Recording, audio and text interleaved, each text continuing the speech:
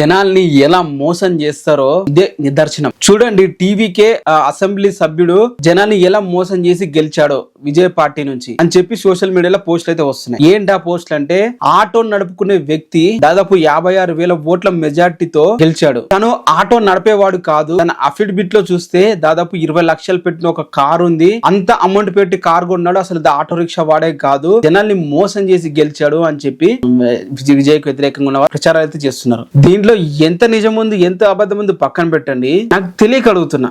Just మీరు ఎక్కువగా తెలివైన వాళ్ళు కాబట్టి, ఇంకా ఎక్కువగా మెచ్యూర్ ఉన్న వాళ్ళు కాబట్టి ఈ ఆర్టికల్ కూడా కొన్ని పేజెస్ అయితే రాసాయి. కానీ అఫిడవిట్ అనేది ఎప్పుడు వచ్చింది? ఎలక్షన్ తర్వాతనా, రిజల్ట్ వచ్చిన తర్వాతనా, లేకుంటే ఎలక్షన్ ముందు వచ్చిందా? ఎలక్షన్స్ ముందే కదా, నామినేషన్ ముందే కదా అఫిడవిట్ తో వాళ్ళు నామినేషన్ చేసేది. ఇప్పుడే కదా వాళ్ళ ఆస్తులు విలువలు అన్ని కూడా వచ్చేవి. అంటే గెలిచిన తర్వాత తన జనాలు మోసం చేశాడు. ఇంత అఫిడవిట్, ఇంత ఉంది, 20 లక్షల కారు ఉంది, ఇన్ని లోన్స్ లేవు, ఇం లేవు, అతను ఎలా ఆటో నడిపేవాడు అని చెప్పి ఇప్పుడు పోస్టులు వేస్తున్నారు. ఇప్పుడు ఈ ఆటో నడుపుకున్న వ్యక్తి ఆటో అమ్మేసి 2025 లో కారు కొనుక్కోవచ్చు కదా. కారు కొనుక్కొని దాన్ని టాక్సీగా నడుపుతున్నాడేమో కదా. అది పక్కన పెట్టండి. లేదు, అతను నిజంగా జనాల్ని మోసం చేసి గెలిచాడు అని అనుకుందాం.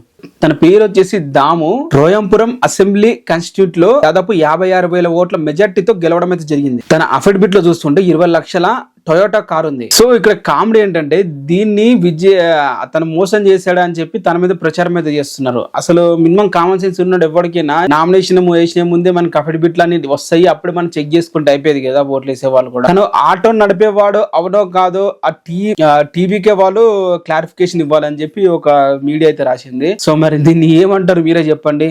తన ఆటో వాడైనా గానీ, లేకుంటే ఒక కార్ డ్రైవర్ అయినా కూడా విజయ్ వాళ్ళు గెలిచారు. అక్కడ ఉన్న వాళ్ళందరూ కూడా ఆ ఆటో డ్రైవర్ వల్లనో లేకుంటే ఆ కార్ డ్రైవర్ వల్ల గెలవలేదు. విజయ్ పేరు చూసి, విజయ్ నేమ్ చూసి గెలిచారు. సో ఏదైనా కానీ విజయ్ వల్లనే అయ్యింది అక్కడ. ఇది మైండ్ లో పెట్టుకోండి.